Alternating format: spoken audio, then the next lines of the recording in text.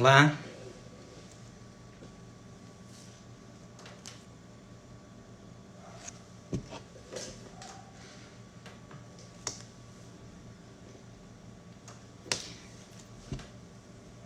Doutora Andréa, Mirlene já entraram.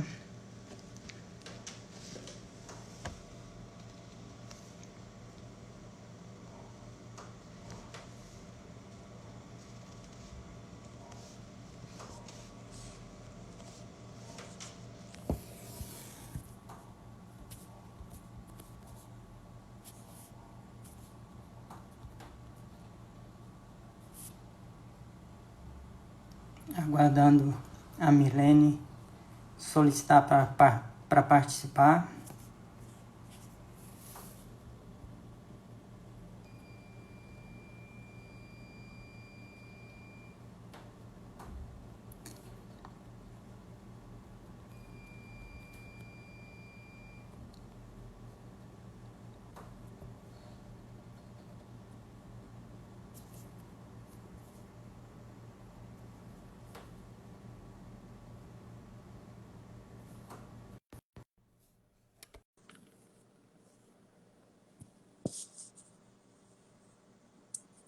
Olá, pessoal. Estou só aguardando a Mirlene. Oi, Mirlene. Olá, boa noite. Tudo bem? Tudo ótimo. E o senhor? Tudo bem. Temos aqui várias pessoas já ingressando. A doutora Andréa já está presente no grupo. O Nagner, que está sempre acompanhando as nossas lives. O pessoal está entrando. A imagem que não está aparecendo, para mim vai ser bom. A minha imagem não está aparecendo? A sua sim, Tá. a minha não. Não, mas eu estou vendo você. Acredito que as pessoas estão te vendo também. Ok. Deixa eu só colocar aqui um comentário.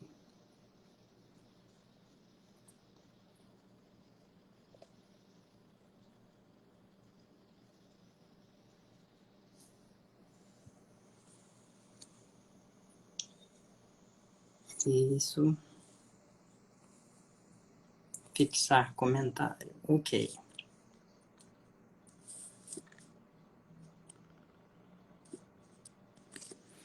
Ok. Então, boa noite, Mirlene. Boa noite, pessoal. Aqui a gente está no Instagram da OAB Acre. E nós estamos representando a Comissão de Direito Sistêmico da OAB Acre, que criamos essa comissão que é com o objetivo de desenvolver um trabalho com os profissionais do direito e especialmente com os advogados, disso que chamamos de abordagem sistêmica do direito, onde procura ter um olhar mais profundo, mais amplo do conflito, buscando que as pessoas, as partes, tomem consciência das causas ocultas do conflito e, com isso, tenham maior capacidade de resolver os seus próprios conflitos.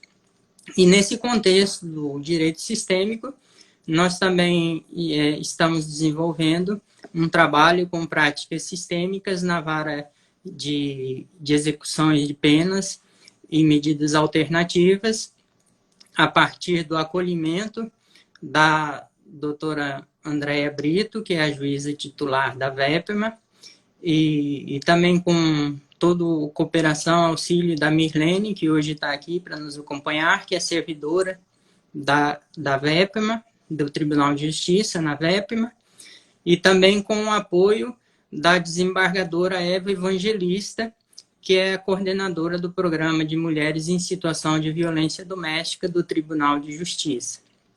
Então, nós temos desenvolvido esse trabalho, e hoje o propósito é discutir, conversar um pouco sobre o grupo reflexivo que existe na VEPMA, que desenvolve esse trabalho lá nessa vara, então. A doutora Andréa está comentando aqui, né? E nos parabenizando pelo trabalho que temos realizado lá. Então, quem me acompanha aqui é a Mirlene Taumaturgo, que é servidora do Poder Judiciário, do Tribunal de Justiça, junto à Vara de Execução de Penas e Medidas Alternativas, e é responsável por acompanhar mais de perto o grupo de autores de violência doméstica, com os quais é feito um trabalho reflexivo com eles. E então gostaria, Mirlene, que você já desse o seu boa noite e falasse um pouco sobre esse grupo reflexivo que nós temos lá na VEPMA. Boa noite a todos, boa noite, doutor Luciano. Primeiramente, eu gostaria de agradecer o convite e poder compartilhar esse momento aqui com o senhor e com todos que estão nos assistindo. No primeiro momento, também, eu gostaria de agradecer à doutora Andréia Brito, a nossa juíza titular, assim como a desembargadora Evangelista, que é a nossa coordenadora, estadual, das mulheres em situação de violência doméstica, e dizer que esse trabalho é um trabalho que já foi implantado em fevereiro de 2018, né? Desde 2018, o tribunal já tem um trabalho voltado para os autores de violência. Assim como existe todo dentro da rede de proteção à mulher, frente de trabalho para educação, né, que levam palestras para adolescentes nas escolas, o trabalho voltado para as vítimas de violência doméstica. O tribunal exerce dentro da VEPMA um trabalho voltado para os autores de violência. Esse trabalho tem um objetivo principal, uma vez que já foi cometido um crime, que já houve uma violação de direito. Esse trabalho ele é voltado para a não reincidência, a não recrato. E de 2018 para os dias atuais, né, o último levantamento que nós fizemos, em novembro do ano passado, a nossa reincidência, a reentrada foi de apenas 7%. 7% no total aí de 310, 320 autores de violência. Como o trabalho é um trabalho muito subjetivo, né, e como o senhor vai falar daqui a pouco das práticas sistêmicas, das práticas restaurativas, é um trabalho que ele tem como mensurar através do retorno que eles nos dão durante a passagem, né? E essa reentrada que a gente também acompanha, que é um medidor para todos nós, né? Então, hoje, frente a própria rede de proteção à mulher tem desenvolvido, porque não adianta trabalhar cada um solto. Nós temos uma rede que temos Alguém está me dizendo que eu estou com probleminha no microfone. Tá com problema no microfone?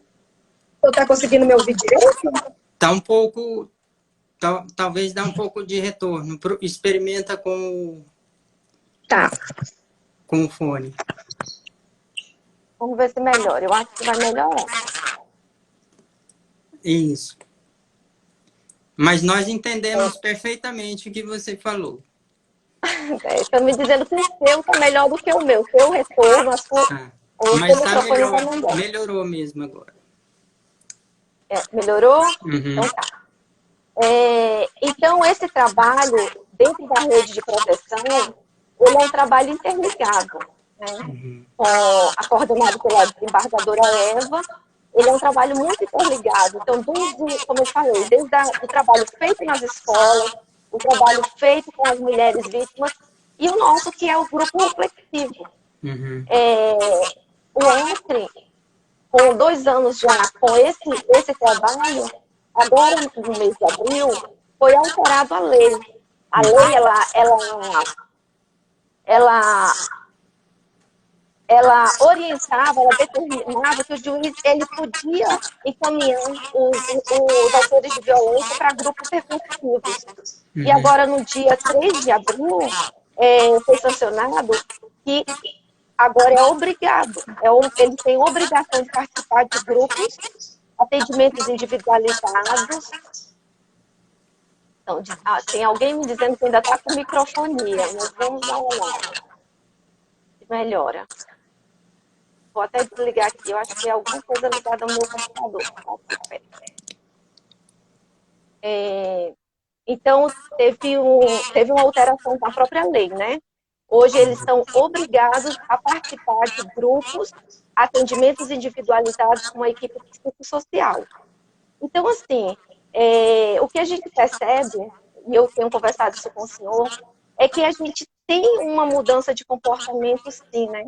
Tem uma mudança de comportamento. Essa mudança de comportamento, a gente percebe isso nos próprios autores, eles durante a permanência deles no grupo, eles pedem ajuda. E isso. Uhum. Durante a live a gente vamos lembrando de mais alguma coisa. Sim. E vamos ajustando aqui. Tem alguém dizendo que o senhor tem que diminuir o volume. Sim, eu tô diminuindo aqui. Vou diminuir o meu também, para ver se melhora.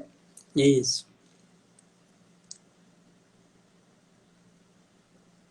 Então, vamos começar falando sobre as práticas dentro desse grupo? Vamos, pode ser. Pode ser.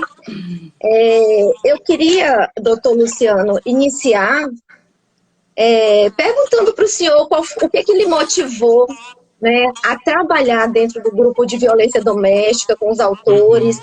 Qual o objetivo? Qual a importância? O que o senhor viu de tão importante para fazer esse trabalho junto ao grupo reflexivo? Bem, antes eu queria também cumprimentar a doutora Eva Evangelista, que entrou no grupo, que está nos acompanhando também. E assim, como você está colocando, é uma percepção da importância desse trabalho como complementar.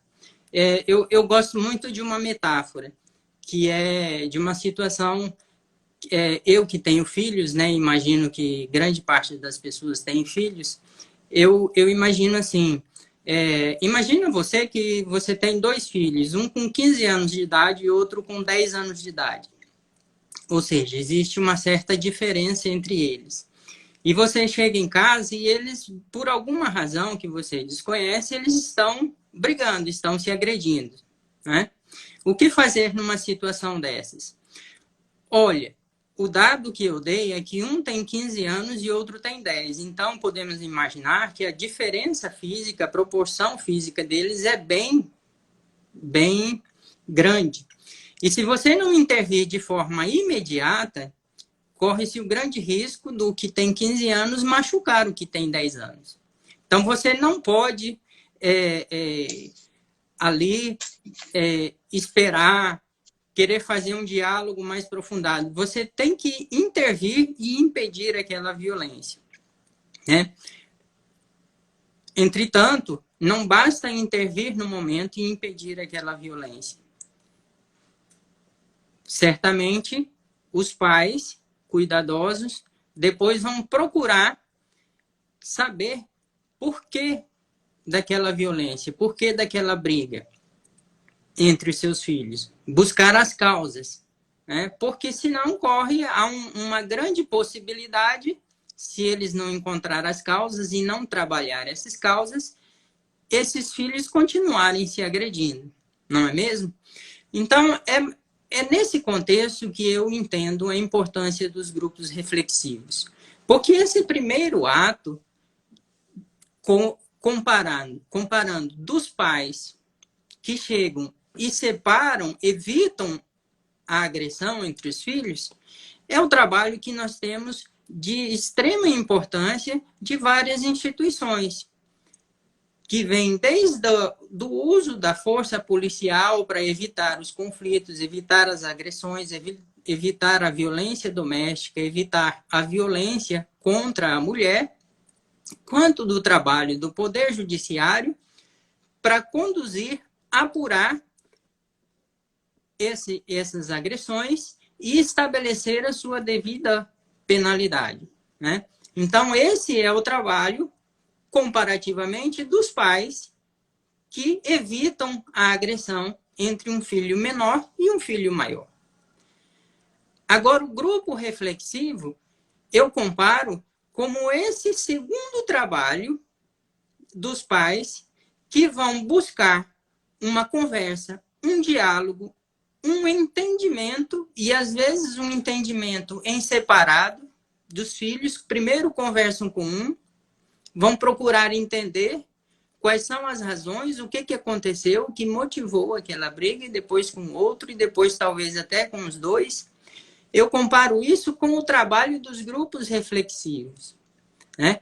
Porque o objetivo do grupo reflexivo é justamente esse, é buscar as razões, buscar saber o que está acontecendo, buscar as causas, trabalhar isso para, de uma forma preventiva, evitar novos conflitos, diminuir a violência. Porque os dados que têm sido apontados, e isso não só no âmbito da violência doméstica, no âmbito da violência em geral, de todas as espécies de crimes, de todas as espécies de violência. O que se tem constatado é que a repressão e a punição, elas não têm tido a eficácia para prevenir, para evitar, para diminuir a criminalidade.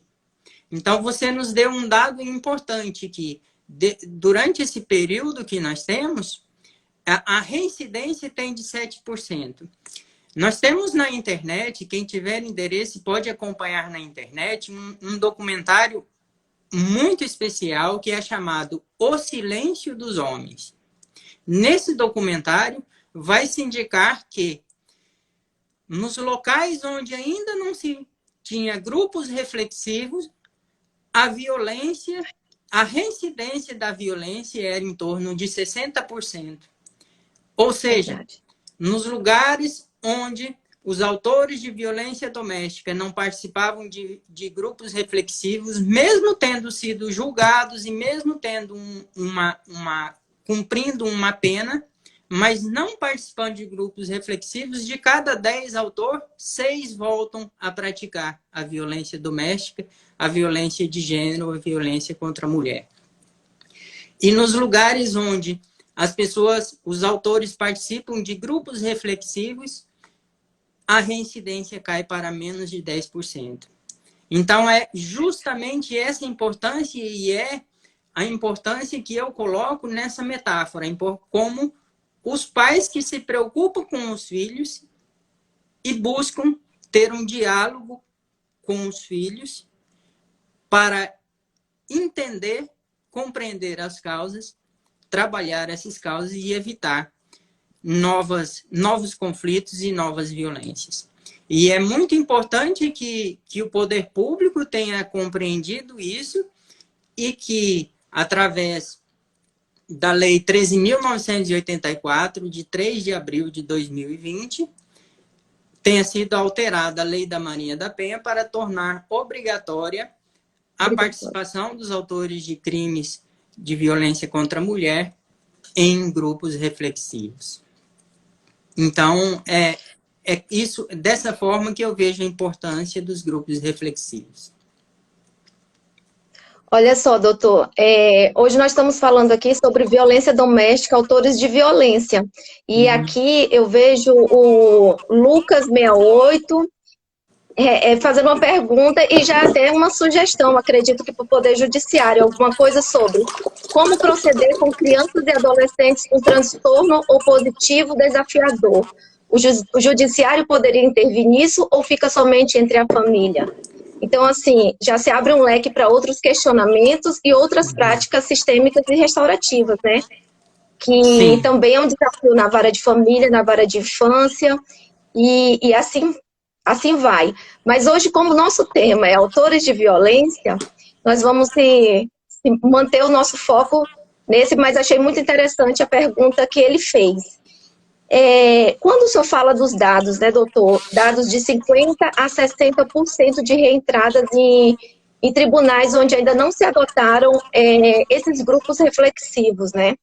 Nós aqui no Acre, já com 2 anos, e com o belo trabalho que está sendo desenvolvido pela desembargadora Eva, já está se estendendo para o interior, na verdade já se estendeu, já está em Cruzeiro do Sul também sendo implantado todo um trabalho com autores, com vítimas, e creio que esse trabalho vai se estender às demais comarcas.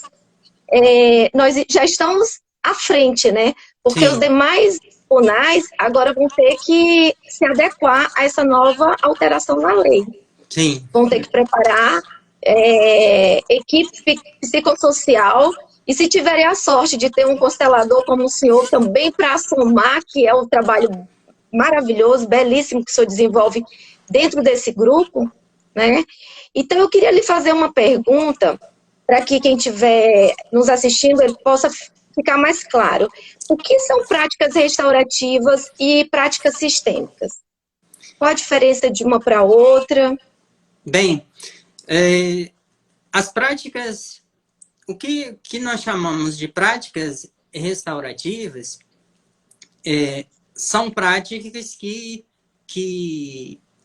visam restaurar a pessoa, né? Que visam uma restauração, em primeiro lugar, interna da pessoa daquilo que falta, porque é importante que a gente observe um contexto, como até houve essa pergunta da pessoa que está participando sobre a violência, é importante que nós tenhamos uma compreensão que nós temos as situações especiais de violência, mas é importante que a gente olhe um contexto maior de uma sociedade onde a violência é muito comum, né? A violência é muito comum. E temos que ter esse olhar de qual é a força que gera a violência, o que está acontecendo que a violência tem sido muito comum, né? Então, com base em estudos, em pesquisas, em grandes aprofundamentos nessa área para verificar o que leva esse comportamento, é claro que nós temos situações individuais, né? Então, por exemplo, nós vamos ter situações de pessoas que sofrem de determinados distúrbios, determinadas patologias, e aí são casos especiais, né? Então, assim, alguns casos específicos individuais ligados a uma patologia, a uma doença, essas são situações à parte que devem ser trabalhadas, inclusive com maior aprofundamento da psiquiatria, né? Agora, além disso, nós temos que reconhecer que estamos numa sociedade onde a violência é uma ferramenta muito comum.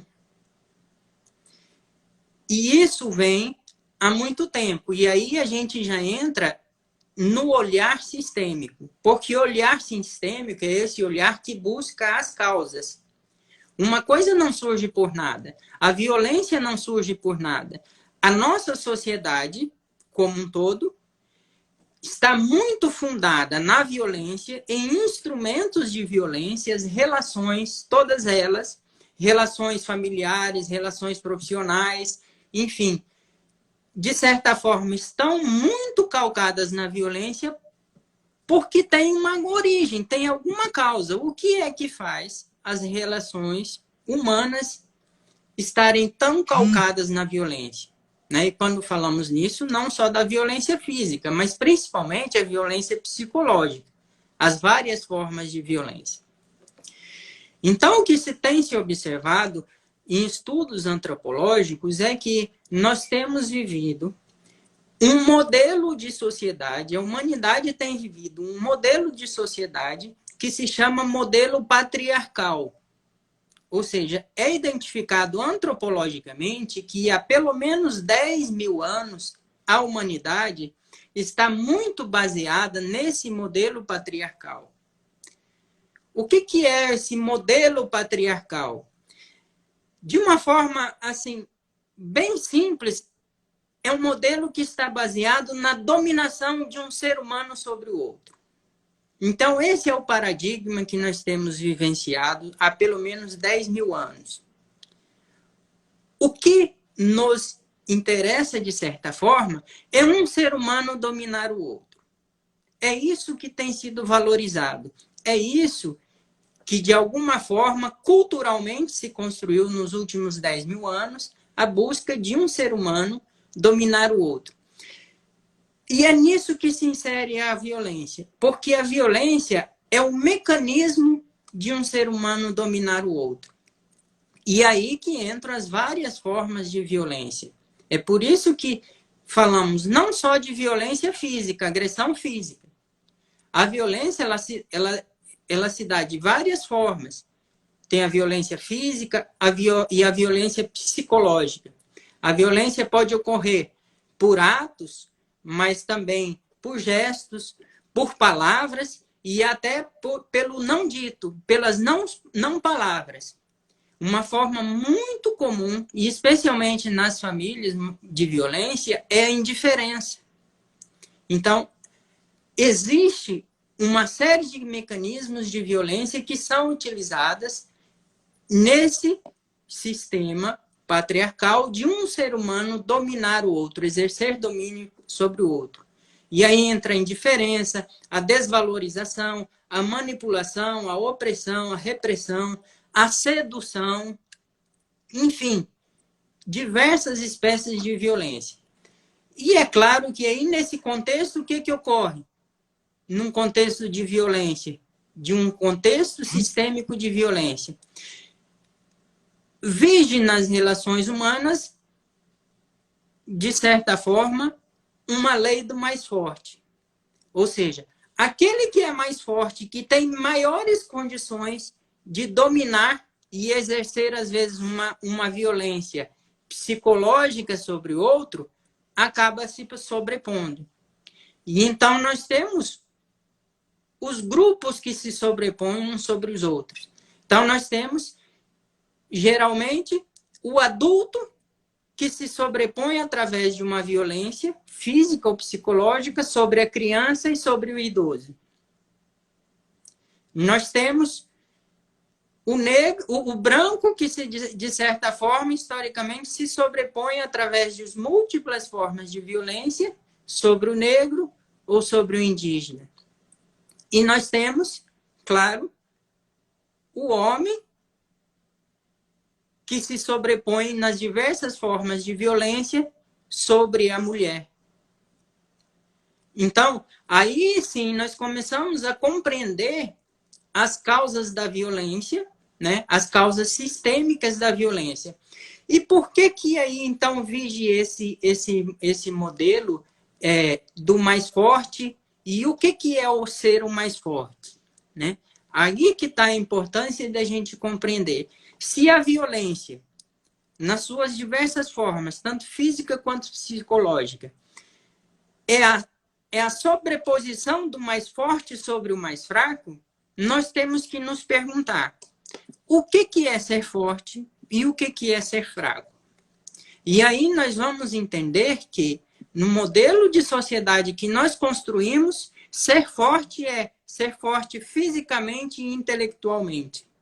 E ser fraco é expressar as emoções. Então, nós somos uma sociedade onde se valoriza o físico, os atributos físicos e os atributos intelectuais. E esses atributos físicos e intelectuais são utilizados para dominar o outro. Mas as emoções, a emocionalidade, todo o conteúdo emocional é visto como algo que me põe em perigo. Algo que, se eu for emotivo, se eu for emocional, eu vou ser fraco e vou ser dominado. Então, estamos todos, de certa forma, inconscientemente, buscando uns dominar os outros. E por isso investimos e valorizamos nos nossos atributos físicos e nos nossos atributos intelectuais. Mas escondemos, reprimimos as nossas emoções. Por isso que eu gosto muito, o Dalai Lama, há alguns anos, vem trabalhando muito as questões das emoções. E fez um grande projeto de pesquisa das emoções e identificou que em todos os lugares do mundo, a expressão facial das pessoas, seja na China, seja no Japão, no Brasil, seja numa ilha do Pacífico, seja com um indígena, quando o ser humano sente alegria, as expressões faciais são iguais para todos. Quando o ser humano sente tristeza, ou sente raiva, ou sente medo, ou seja, quando sente as emoções, as expressões faciais são as mesmas. E o Dalai Lama diz que nos tornamos uma sociedade com pessoas fortes fisicamente, capacitadas intelectualmente, no entanto, infantis emocionalmente. E o porquê disso? É porque é um modelo de sociedade onde a valorização está em se desenvolver fisicamente, se desenvolver intelectualmente. Mas as emoções, todo o conteúdo emocional é visto como algo perigoso, é visto como algo que enfraquece e que se eu for emotivo e se eu expressar emoções, eu vou abrir uma porta para ser dominado pelo outro. Só que tem uma questão muito importante que a neurociência explica sobre o ser humano.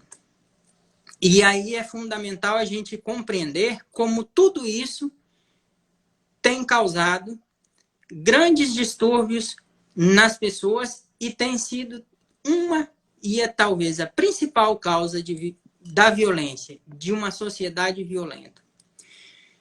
Ocorre que a neurociência explica que nós, seres humanos, com 5 semanas de gestação,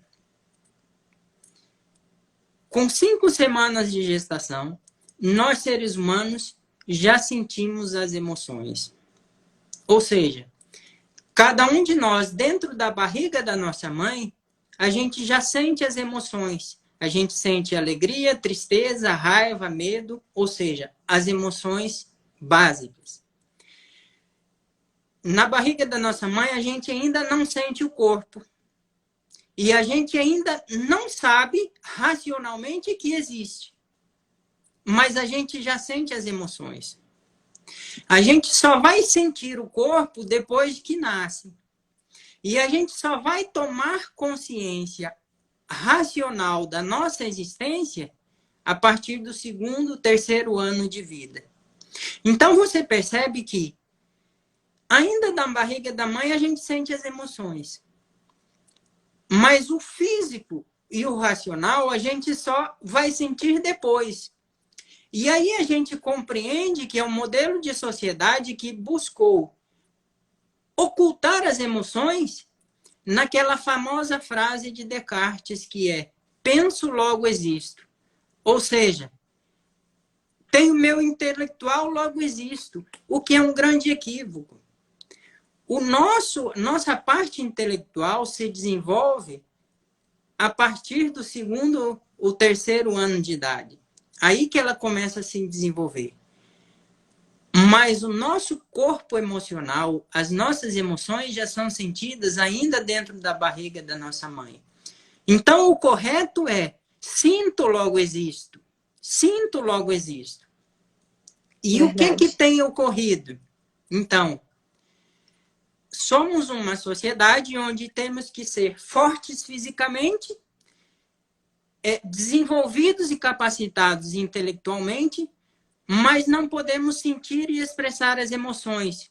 E aí eu pergunto, essas emoções ficam aonde? As emoções não expressadas, não sentidas, ficam aonde? Elas ficam no inconsciente. As emoções estão lá, elas não desaparecem pelo fato de não poder serem expressadas. Por que isso é importante? A gente perceber para desenvolver o trabalho reflexivo com os homens, com os autores de crimes de violência doméstica. Porque esse mecanismo ele tem sido principalmente pressionado em relação aos homens. As mulheres, até que de certa forma, se criou, de certa forma, um entendimento equivocado de que as mulheres são mais emocionais, têm mais emoções que os homens. Isso é um grande equívoco. O que acontece é que o nosso modelo de sociedade, baseado na dominação de um pelo outro, de certa forma, se admite que as mulheres expressem emoções, mas não se admite que o homem, desde criança, expresse emoções. Então, desde criança, os meninos são ensinados a serem fortes fisicamente, a vencer no jogo de futebol da escola, né?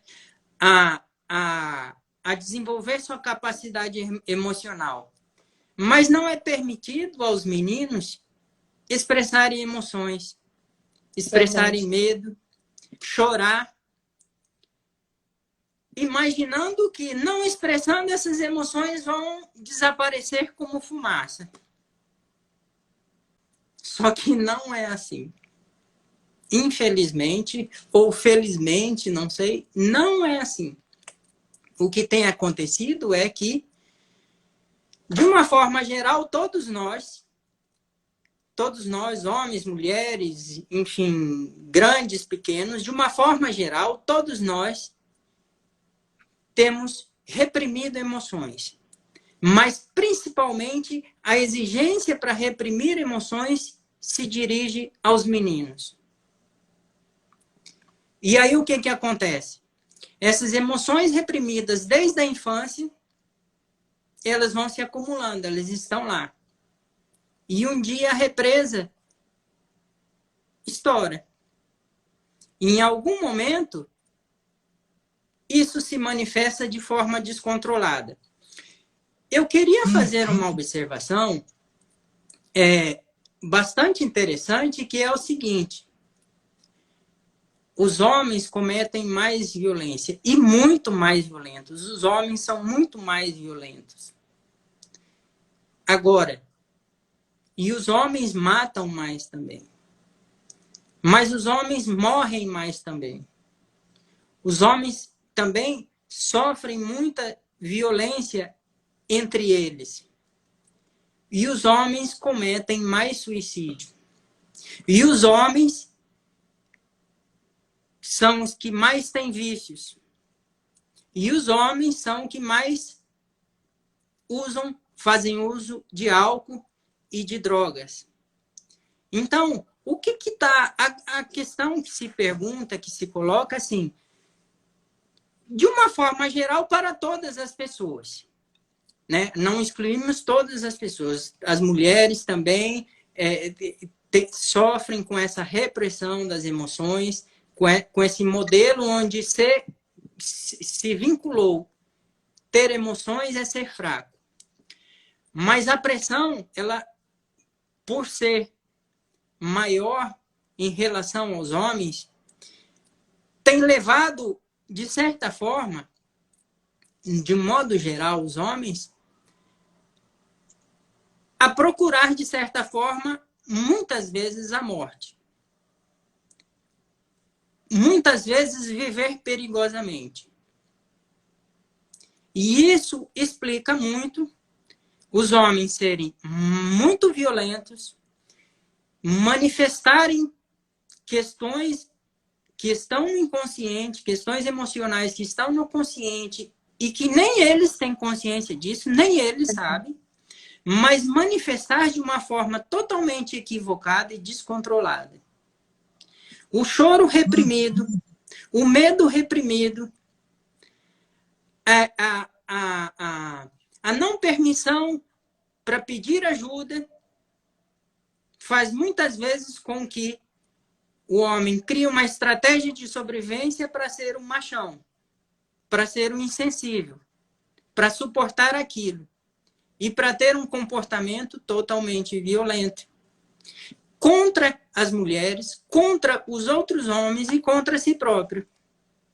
E isso explica muito por que que os homens agridem mais, por que que os homens matam mais e por que que os homens também cometem mais suicídio. Então, isso é muito importante, a gente ter essa compreensão sistêmica, né? Por que disso, e que explica essa base. Então, tem toda uma base científica, estudos antropológicos, de neurociência e tudo que vão explicar essa questão. Doutor Luciano, quando o senhor fala da dificuldade de expressar os sentimentos, da explosão de sentimentos que eles guardam, né? A gente observa isso até dentro do próprio grupo, porque até para eles interagirem dentro do próprio grupo, existe um tempo, alguns o tempo de um é uma semana, às vezes o tempo do outro são 2 meses, 3 meses, às vezes um só interage depois de muito tempo.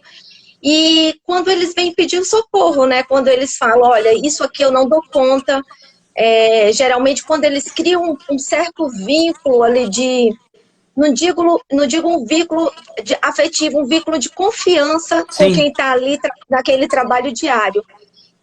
Existem casos que, por exemplo, o senhor no último dia, na hora de se despedir, chegou para mim e disse, Mirlene, todo esse trabalho que foi desenvolvido aqui foi muito bom, eu assimilei muita coisa, mas eu preciso de ajuda com a questão do alcoolismo. Uhum. Né?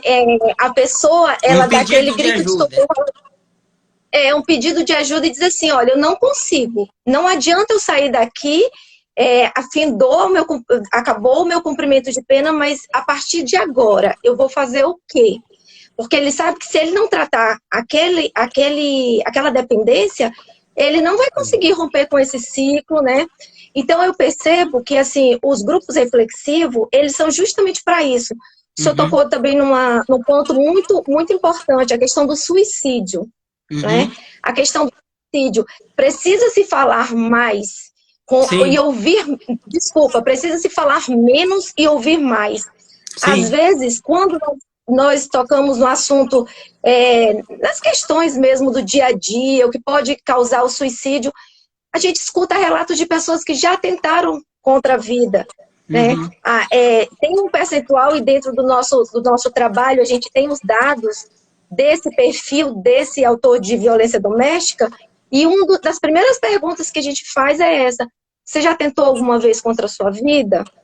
Quando? Na adolescência?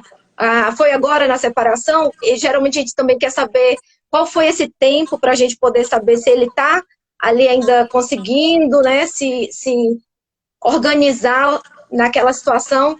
Mas é muito importante a gente frisar esse cuidado de fazer com que, através da reflexão, da conscientização, eles possam também abrir, chegar e falar, olha, eu preciso de ajuda, porque senão o cumprimento de pena vai ser o que foi estipulado na audiência, vai ser a participação, mas e aí o depois, né? Sim. Então, isso é muito importante. Eu queria perguntar ao senhor, tem uma pergunta aqui do Marcelo, nosso colega, nosso amigo, psicólogo lá de Cruzeiro do Sul, e ele tem uma pergunta que não está dentro, assim, aqui do contexto, mas está dentro do contexto de violência doméstica. Eu queria saber o que o senhor acha sobre isso. Ele pergunta o seguinte: como vocês avaliam a importância de agressores que participaram de grupos reflexivos da violência, sobre violência, né, sendo eles mesmos palestrantes para os que ainda permanecem nos grupos? Eu não conheço, eu conheço pessoas que superaram situações de violência e que, através da sua superação, da sua mudança de comportamento, da sua conscientização, elas trazem sempre o seu histórico de superação, trazem como um testemunho de vida. Mas o que o senhor acha sobre isso? Pessoas que já passaram por esse ciclo e que participam como palestrantes. Olha, a pergunta é muito interessante e eu acho fundamental. Né? Eu acho fundamental. A outra pessoa, a minha amiga Gabriela Lima está participando, ela falou também que a CNV é importante, e eu quero dizer que com o grupo reflexivo na VEPMA, eu trabalho com as duas ferramentas, a visão sistêmica da constelação familiar e a comunicação não violenta. E, aliás, a comunicação não violenta foi mais importante para eu conseguir estabelecer o diálogo com eles. Veja só, o que existe, no meu modo de ver, e também das pessoas que estão estudando os grupos reflexivos, o que é o mais importante para um grupo reflexivo? É conseguir estabelecer o diálogo. É conseguir estabelecer o diálogo com pessoas, veja só, com pessoas que talvez tenham passado 20, 30, 40, 50 anos sem poder de terem dialogado. Então, é preciso ter essa consciência. O diálogo é o mais importante, mas pessoas que vêm de um contexto em que, muito provavelmente, não existe o diálogo. E eu me lembro nos primeiros encontros do grupo reflexivo que eu fui empolgado e fui com toda boa intenção e falava, fazia alguma coisa, propunha dinâmicas e ficava esperando e perguntava algum feedback e franqueava a palavra para eles e ficávamos 5 minutos todo mundo calado. Verdade. Por quê? Porque essa questão dessa palavra que você falou, de confiança, é o fundamental. Que talvez sejam pessoas que nunca tiveram a confiança, a possibilidade de dialogar. E é algo novo. E são pessoas que a proposta é para olhar para aspectos sistêmicos, aspectos que vêm da sua infância, aspectos de dores, de violências que podem ter sofrido na infância e tiveram que criar uma estratégia de sobrevivência para esconder aquilo.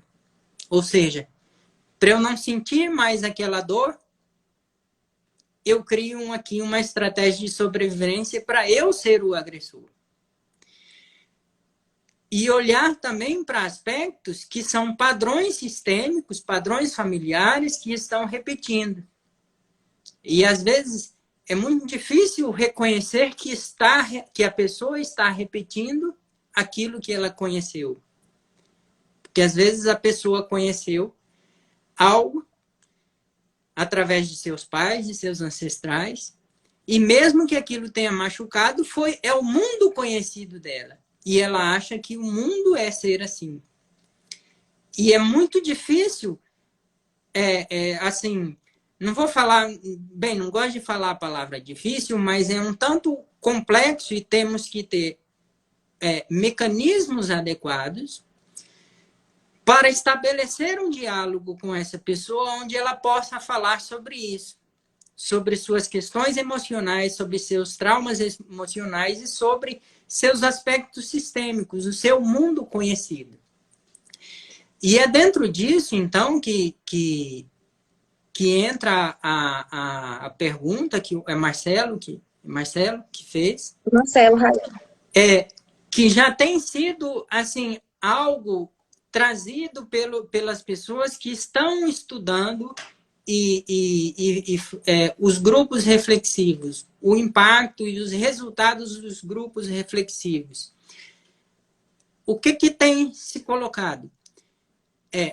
A questão mais importante é conseguir estabelecer um diálogo. E aí tem algumas questões interessantíssimas que entram no que ele coloca, né? Inicialmente, para conseguir estabelecer o diálogo, é preciso criar a confiança. E aí é preciso evitar o que é chamado de gatilhos negativos, que são frases ou palavras que levam essas pessoas a se fecharem. Então, quando os autores de violência contra a mulher ouvem uma palavra, violência de gênero, feminismo, machismo, eles já se sentem acusados e eles se fecham. E dificilmente se consegue diálogo com isso, com eles. Então, numa abordagem inicial, algumas frases ou algumas palavras deve-se procurar evitar, porque são palavras que constroem muros e não pontes com os autores de violência contra a mulher. E outra questão fundamental que já tem sido identificada é que, e aí entra o nosso trabalho e aí entra a pergunta dele, do Marcelo. O que tem sido identificado é que os homens, esses homens, autores de violência contra a mulher, têm tido mais confiança para tratar desses assuntos com homens do que com mulheres. Daí Verdade. que é a importância, daí que é importante o envolvimento dos homens. Porque, veja só, o que um homem que nessa situação e que está ali, foi punido, recebeu uma punição por ter sido violento, e ele está nesse contexto, e essa violência tem todo um contexto também, e ele tem que ser responsabilizado, já foi responsabilizado, mas tem que se olhar as causas para ele não voltar a cometer. E as causas estão principalmente em questões não olhadas, em questões que ele está fechado. Né? Primeiro, evitar, é preciso criar, então, a ponte da confiança. E ele vai imaginar que, se é um homem que está conversando comigo, se é um homem que está fazendo esse trabalho comigo, ele vai imaginar que, de alguma forma, esse homem conhece aquilo que ele conhece. Que, de alguma forma, se é um homem que está falando de emoção, é permitido a ele falar sobre emoção também. Verdade. Então, tem sido identificado que é muito importante o envolvimento de homens para falar com homens. E essa questão que o Marcelo colocou, talvez seja assim, talvez seja um acréscimo, talvez seja algo que dê um up nessa questão, porque se você colocar homens que já praticaram violência doméstica, já passaram por aquele grupo, os que estão ali vão sentir ainda mais confiança.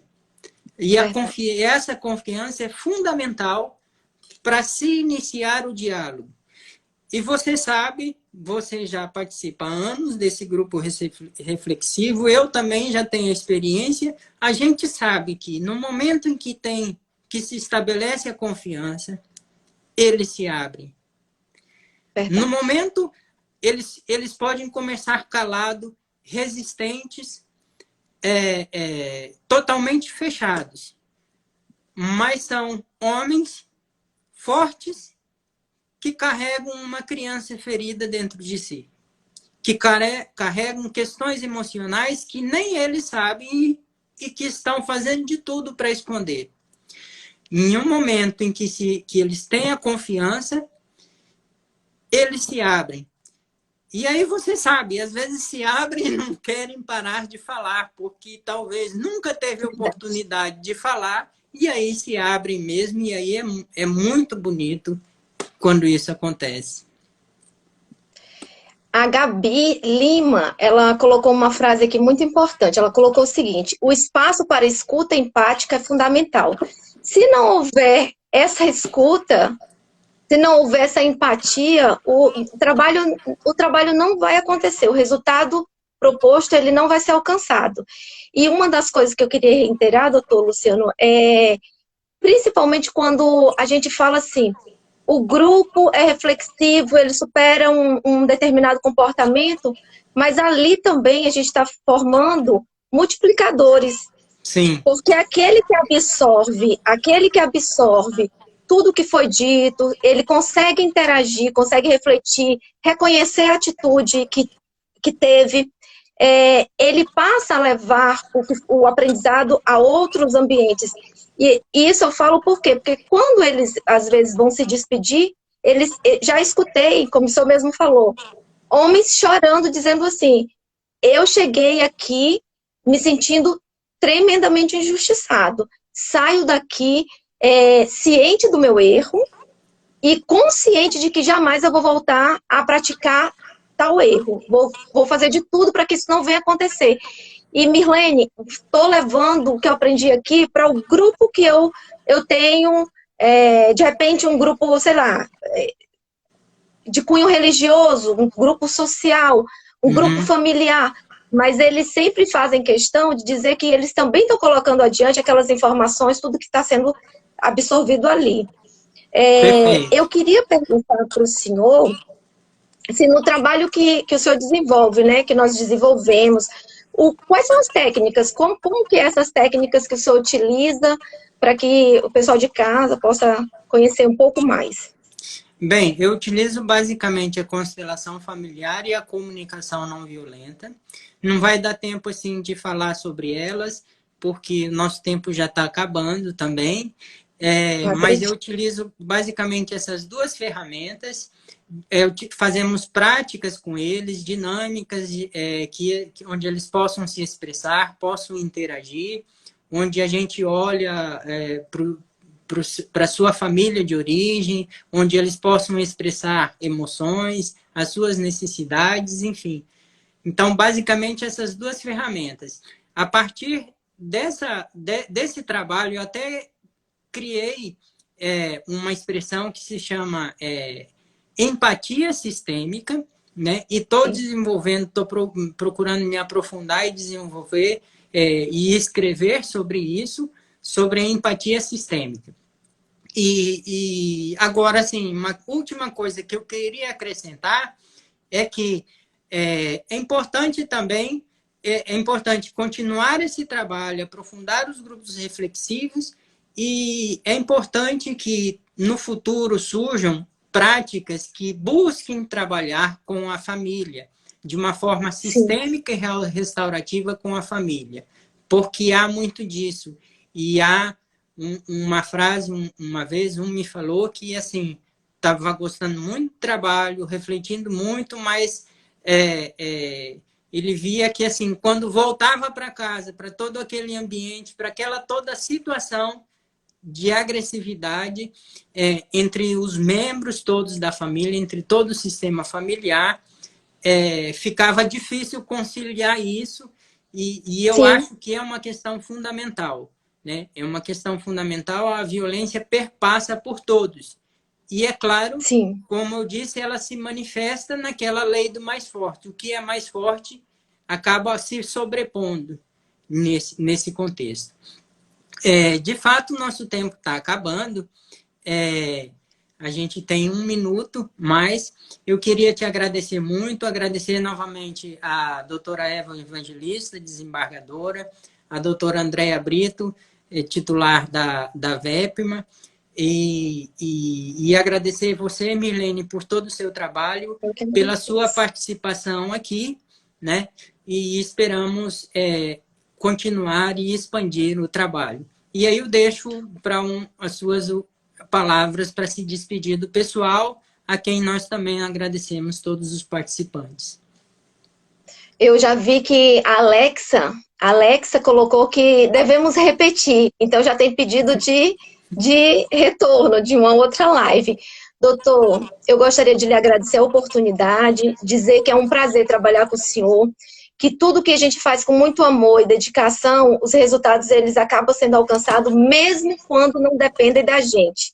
Trabalhar com violência doméstica, com autores de violência doméstica, é um desafio, mas é acreditando que os resultados podem ser positivos nessa redução cada vez mais dessa reentrada que nós seguimos firme. Então, eu gostaria de agradecer a desembargadora, a evangelista, pela oportunidade, doutora Andréa, e agradecer a todos que tiveram aqui conosco.